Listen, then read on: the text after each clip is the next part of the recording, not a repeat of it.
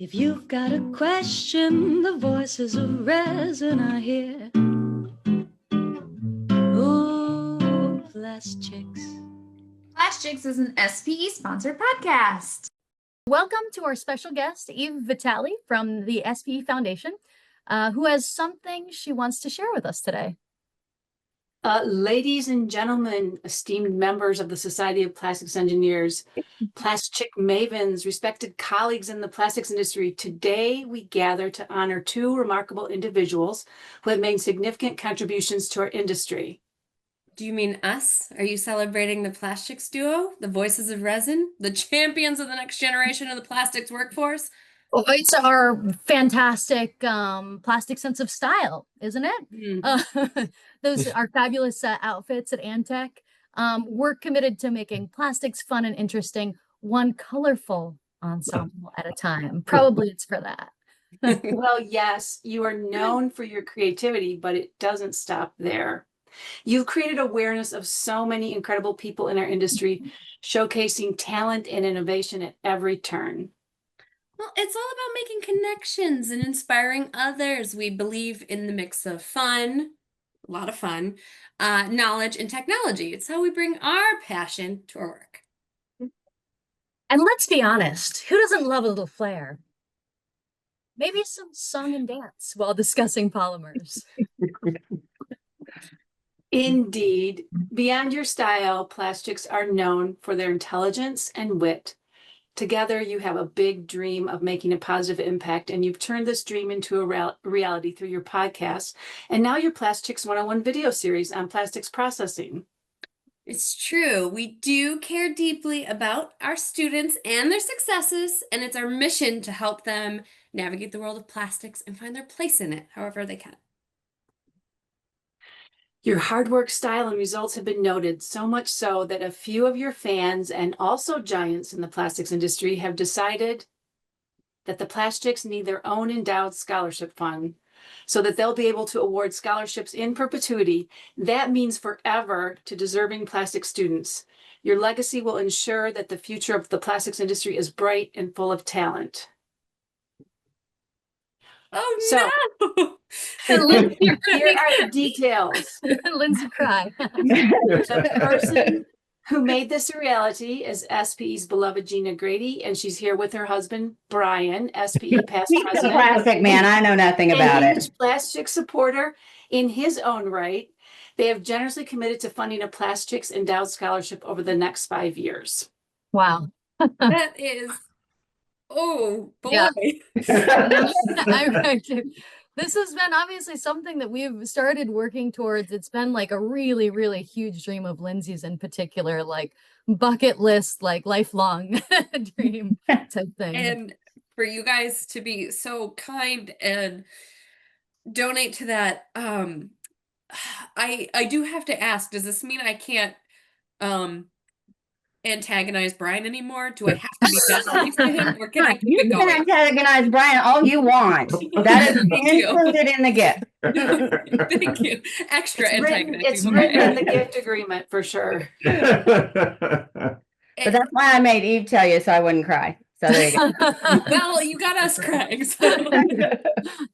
It is our pleasure to do this for the two of you. We see, I told you. We recognize how hard you work and what you're bringing to the industry, to SPE, and I love to see that. I love to see your passion for it and the idea that you want it to continue forward, and that's really important. So that's the reason I conned him into it. It didn't take much conning, I promise. That's amazing.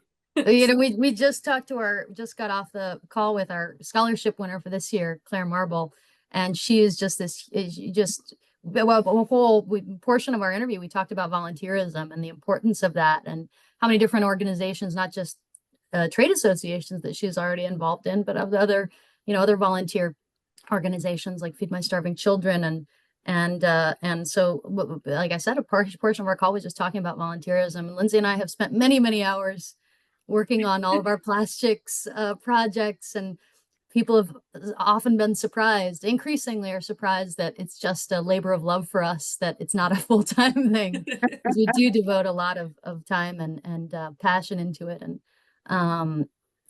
because we do care so much. So it's amazing to feel seen for that, and to achieve this assistance from you guys is really, really incredible, a game changer. Thank you so much. It is absolutely our pleasure. So Yep, absolutely. You guys are amazing, and now I'm just gonna have to cry this the afternoon. I think this is the first time I've actually cried on an episode, so thank God I went with the waterproof mascara today. There you There you go. something told you this was the day to wear it, huh? It was mostly I hadn't unpacked my other stuff, but you know what? That's in my favor. Well, there you go. The universe works out. Yes. Thank you so much. This is I will never stop thanking you, because this is incredible. This is everything I didn't think we were going to be able to achieve, at least in a short period of time. Well, like I said, it is absolutely our pleasure to do this. One thank you is plenty. We are both have been very blessed in our careers, and we're more than happy to share that, to let others get started in their education and their careers. So that's Amazing. that's what we want. Yep. This is the favorite part of my job. So I want to thank you all for making time and space and reading that really campy script that I wrote. I had not seen before. It was Which very we've not good. seen And till he this gets very all the minute. credit for this Yeah. for the script. Well, Absolutely. even AI actually, but you know, Okay, well, you know. I tweaked. Cute. All right. So thanks everyone so much. Thank you. Oh, thank you, Eve, for getting all of this all taken Organized. care of and organized and together. Yeah, my pleasure. My great pleasure. Thank you so much. You're welcome. All right, you're welcome. Hey, Lindsay, how are you? I am just doing wonderful. We're here with a special episode today, so why wouldn't I be great? Yes. Well, I thought that you might have a little bit more empathy for my situation. I mean, I would say maybe I'm slightly above medium today. This is the first time that I'm seeing you since my surgery. Yes, because you decided to go skateboarding where you were not supposed to be skateboarding. At a DIY BMX park. Mhm. Yes. Yep. Not smart. And then you texted me and said, "Uh-oh, I think I hurt myself. I don't know if it's that bad. They're calling me back to let me know if I have surgery." And within probably an hour, you texted me again to say, "Oh, yeah, they're actually telling me to come in for surgery tomorrow." And I was like, that is not a good thing. That means you broke it. And how many screws do you have in your ankle now? I have 26 screws and 2 plates. Yeah. How do you even fit that many? I'm an overachiever. I guess I got cankles, or if I didn't before, I will now, certainly, with all the metal in there. But they're very structured now. Yeah. I just really wish that they were plastic and not metal. Honestly, Yeah. if only you had the choice to be like, "Excuse me, what are we Yes. doing here? One moment, please. Yeah. I don't like these metal ones." Oh my gosh. Well, I'm glad you are on the mend, and it actually did give us the opportunity, because you're such a busy bee, to record this episode with our guest that's coming up today. But we should probably introduce ourselves, because Oh, yes. we haven't done that yet. on it. I'm Mercedes Landazuri, And I'm Lynzie Nebel. and with our powers combined, we are PlastChicks, PlastChicks. the voices of resin. And it is becoming my favorite episode, because now we are doing it annually. It This is is our our- scholarship episode. It's our 3rd annual scholarship episode. Yes. And so today we have our scholarship winner of the 3rd annual PlastChicks Scholarship, Claire Marble, who is a sophomore at University of Wisconsin-Stout. So welcome, Claire. Hi, Thanks so much for joining us today, Claire. thank you for having me. So, Claire, as Lindsay mentioned, this is the 3rd year of us doing this, giving out a scholarship and talking to our scholarship award winner. Now, the PlastChicks Scholarship is something that students don't actually know that they've applied for. They secretly get entered into that by applying for any of several SPE Education Foundation scholarships, which was how we learned about you. Now we do have a number of certain qualifications that we sort through first, but really every year, the one thing that I've identified at least, and Lynzie, I don't think we've talked about this yet, but there's always been somebody who really comes alive off of the page, right? Yes. In these days where, especially with people leaning on AI a lot to write applications, and just the nature of these applications where people are all answering the same questions over and over, perhaps even thinking that the reviewers are looking for specific answers. It's been all three people that we've selected so far. There have been certain qualities that just really jump off the page to us that make that certain person seem real.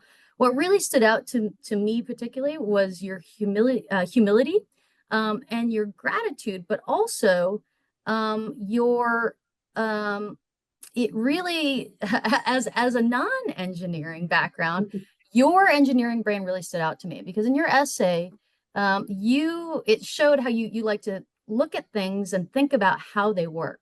And the very first paragraph of your essay, you talked about how the SPE Foundation scholarships are structured and how much that can benefit people, even people who are applying for the scholarships that you wouldn't have qualified for. So it already showed to me that you really had just that innate engineering brain, that you saw the benefits of how things were structured. So that was really cool. But anyway, let's hear from you. let's hear from you. Congratulations, first of all. And how did you feel when you found out that you had won, and who told you? Tell us about that process, because we couldn't be there for it. Yeah, I was obviously very surprised when I won, but Eve gave me a call. She told me I'd won a scholarship, and then about a week after that, I got another call from Eve saying I had won another scholarship, which was the PlastChicks one. So I was very surprised about that. I didn't think I was going to win any scholarships at all. I think I sort of rushed through the application, honestly, because I was so busy last semester. But yeah, I was just very surprised to get a scholarship, very grateful. Yeah. But it was like late in the year, so I wasn't expecting to get any more scholarships at that point. So it was very exciting. Part of that is our fault. We were very slow to get our act together to review candidates. So talking about being busy and rushing through, doing everything at the last minute, thoroughly, but at the last minute. Yeah, well, awesome. Eve, when Eve told me about the first scholarship, she had said, this is the last scholarship the Society of Plastics Engineers is giving out. So I was very surprised to hear about a second scholarship that I won from them. This is hilarious. This is news to us. And it feels very on brand for us too, very to be like peeking in at the last second and like kind of be off the regular schedule. That feels appropriate. Right. So you're in your sophomore year at University of Wisconsin-Stout. We have lots of very, we know a lot of the professors from all of these types of schools. We love the professors at University of Wisconsin-Stout. They do such a great job. And you are in the Plastics and Manufacturing Engineering program.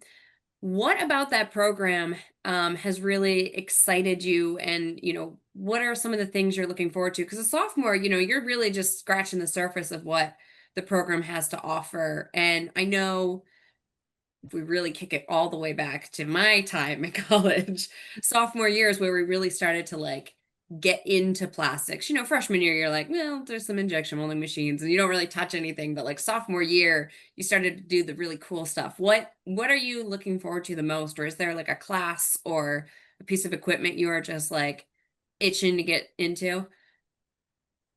Yeah, well, so far I've definitely had a lot of general classes, chemistry, calculus, stuff like that.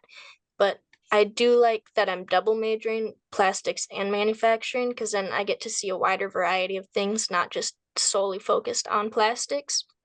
But at Stout, there's a very nice plastics lab. They have all kinds of machines like thermoformers, blow molding, injection molding, basically anything you could think of relating to plastics. So I'm definitely excited to get more hands-on with the stuff in that lab and see what they have to offer. Now, it was interesting because you, in the application, initially reading your application, reading some of the reference letters, one of the first things that popped up was that you had been working at this company, Vincent Tool, since like for the past 3 years. So initially when I was just scanning over your application, I thought that you were an upperclassman. So tell us, tell us about how, like, what brought you to Vincent Tool, how you started working there, the work that you did there, or that you continue to work there. Is that correct? Yeah, I still work there. Okay, so tell us about that and kind of how that got you some insight into the world of plastics. Yeah, honestly, before I got the job at Vincent Tool, I had no idea anything about plastics, injection molding. I didn't even know that existed. But I was probably in my sophomore year at high school, and my uncle, he owns the business, Vincent Tool. So he came to me and he asked, would you like a summer job here, just working on the CAD side of things? So I said, yeah, it looked fun. We're just doing stuff on computers. But yeah, that's how I really started to know about injection molding, since they make the injection molds and I was working on the CAD side of it. I thought it'd be interesting to come to Stout and see more of like the injection molding side of it, the actual plastics part. So how did he know that you would have this propensity for, or affinity for CAD? Had you done anything with CAD before? Or was it just like, this is a young person, she'll understand computers? Yeah, I hadn't really done a lot with CAD before. I had taken some classes in high school that had to do with 3D modeling and stuff, but it was never really anything like what I had done at my job. But I think he knew I was interested in engineering sort of things, and it was a pretty simple job that I had at first, just color coding stuff. So it was fun. It was fun to see that kind of thing. And what a great like way to kind of walk yourself into this major, or because I feel like I also, like you, I had no idea what plastics, that it was a major, that it was an option, and then I kind of stumbled into it like at the last second before I went into college. And I felt like there were a lot of times where I was like, I don't know any of this. Like, am I supposed to be here? So for you to have like the background of being in a shop and even just like seeing molds and, like even if that was all that you did is just look around and know what a shop is, I feel like that sets you so much farther ahead than some people coming into it cold, like I did. And to be able, or like I did 10 years after college. and you have to learn through GIFs and memes, So when you got that job, at what point did you kind of start to think, maybe this is like where I want to take the rest of my career? Was there a point, or was it just like, did it feel cozy, like home? I mean, I love being on like an injection molding floor, like something about a bunch of presses running and the robots going and zipping, and yeah, it's just it feels comfortable. And I know that's probably the nerdiest thing I have ever said on this podcast, but I'm feeling it, girl. it feels right. What helped you make that decision in your time? Yeah, well, I was having a lot of fun, like learning about the molds, learning about the different parts in it, seeing what goes on the manufacturing side of it.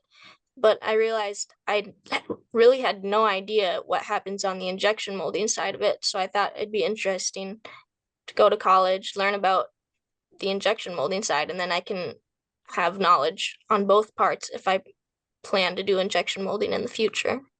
I mean, injection molding is the best molding, so just anytime especially young person or a student says something about injection molding and getting interested in injection molding, I can see Lindsay's heart fluttering. I will say it definitely moved you into the we should consider her pile a lot faster than other people. For you.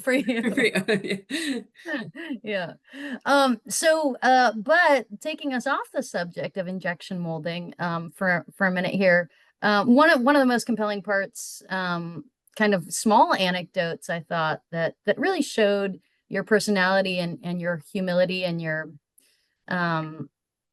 curiosity and eagerness to learn, was when you started talking about additive manufacturing and 3D printing.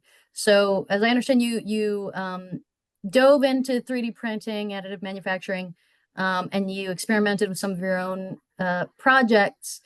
You specifically talked about issues with a little Winnie the Pooh that you were designing. I love how you said, you never got it perfect. If you had had more time and more resources, you felt like you would have gotten it perfect. But can you talk about that? What interested you in 3D printing, where you are with that now, and how has that early tinkering influenced how you approach problem solving? Yeah, well, I had a class that was specifically focused on 3D printing.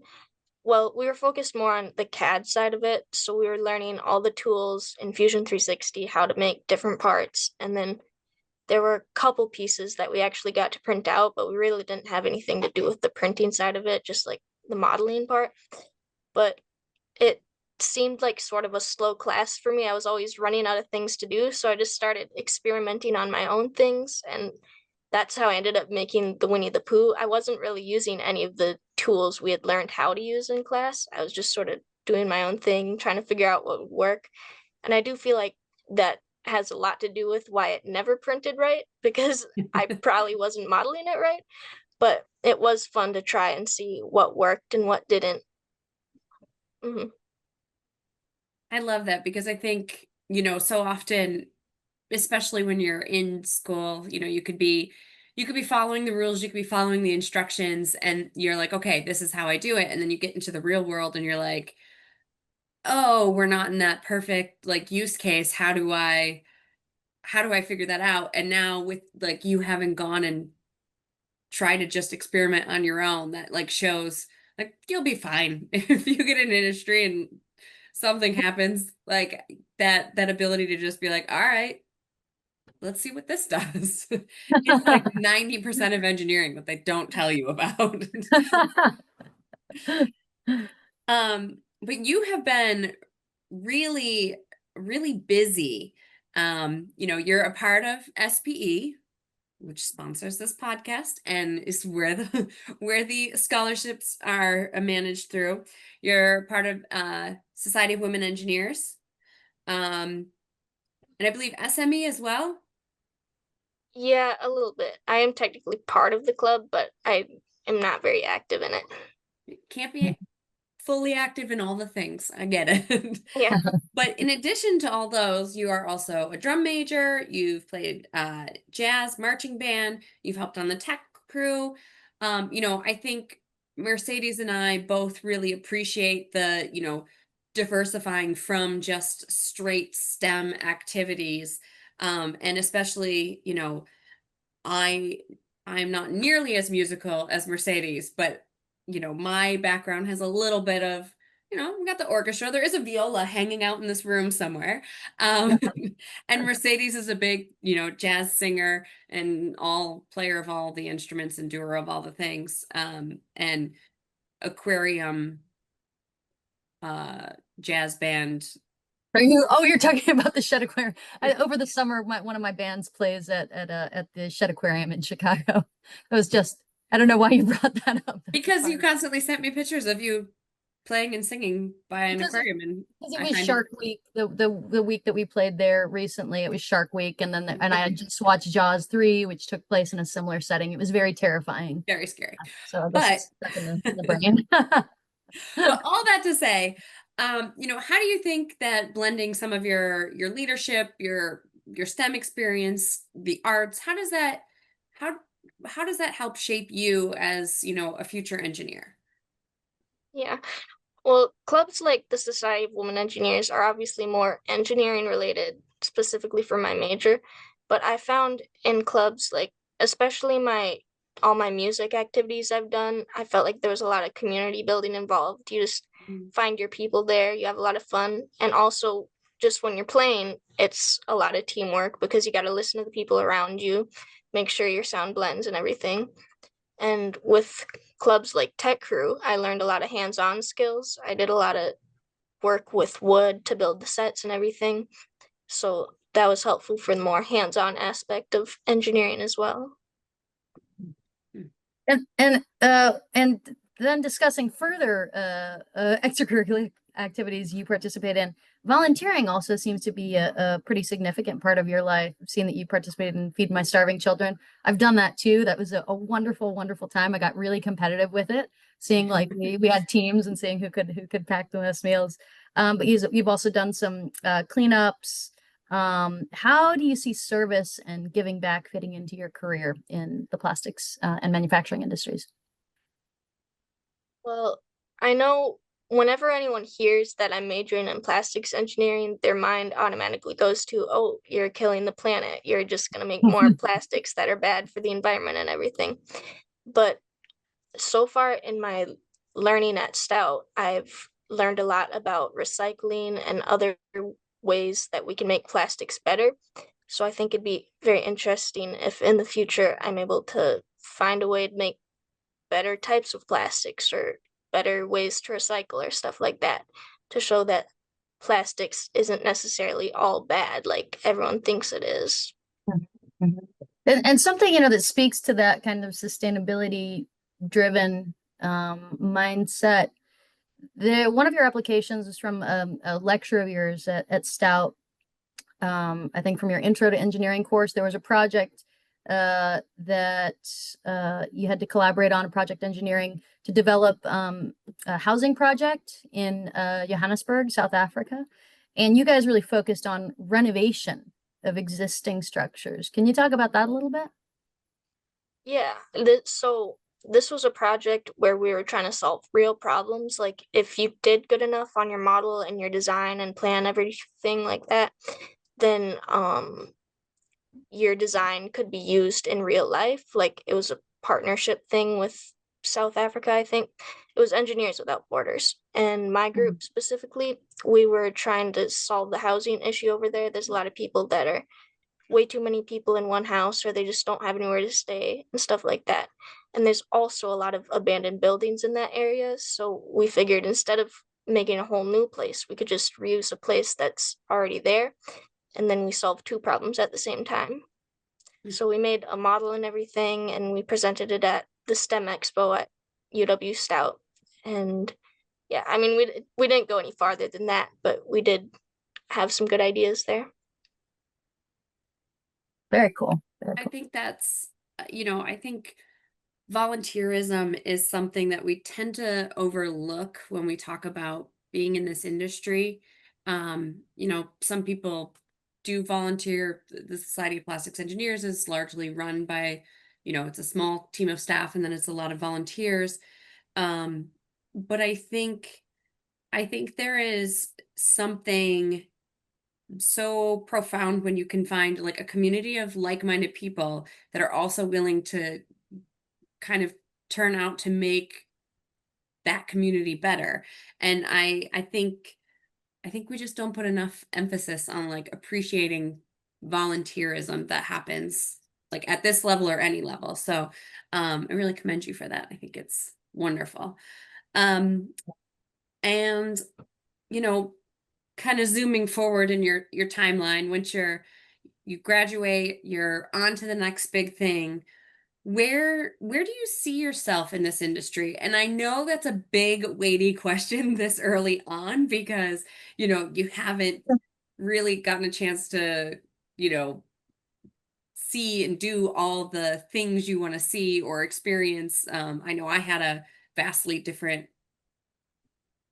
impression of what I would be doing after I graduated, and I'm doing like the complete opposite pretty much. But what, based off of where you are right now, what do you think you're going to be doing in the next 5 to 10 years in the plastics industry? Because I refuse to let you leave for a different industry. So. Yeah. Well, ever since I started at Stout, ever since I chose my major, I've been planning on going into injection molding on specifically the molding side of it, not like mold making. Mhm. But there's obviously a lot more classes and things I have to learn at Stout. So as I learn more, I'm sure I'll change my ideas. Like, but I do know, I think it'd be nice if it was a more hands-on job rather than just sitting at a desk or something. Yep. Yeah, again, there is something just magical about being on a shop floor with all the presses running. So I fully embrace that and encourage you to go that route. But I'm also selfish, so Also, did you catch that look on Lindsay's face? How excited she was when you said I was very injection excited. molding? So to wrap up with a kind of a fun one, and this is one Lindsay and I play, and sometimes our answers have changed over the years, but if you had to pick one plastic material that best represents your personality, what would it be and why? I think I gotta go with polyethylene terephthalate. I mean, it's a classic. It's the first recycling code polymer. You can use it for many different things, and it's a little different because it's the only main recycling code polymer that is formed through condensation polymerization instead of addition polymerization. Yes. Mm. Love it. That's a flawless answer. I don't even think my answers get that good. I'm just like, I like the way polyethylene smells. Like, we sent you these questions like maybe 30 minutes before this started. Yeah, I had to think harder about that one. I had to do my research for it. It's a good question. Well done. Well done.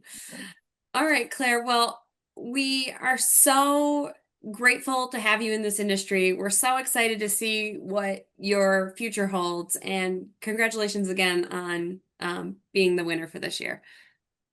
Yeah, thank you. All right. Thanks. If you've got a question, the voices of resin are here. Oh, PlastChicks. PlastChicks is an SPE sponsored podcast.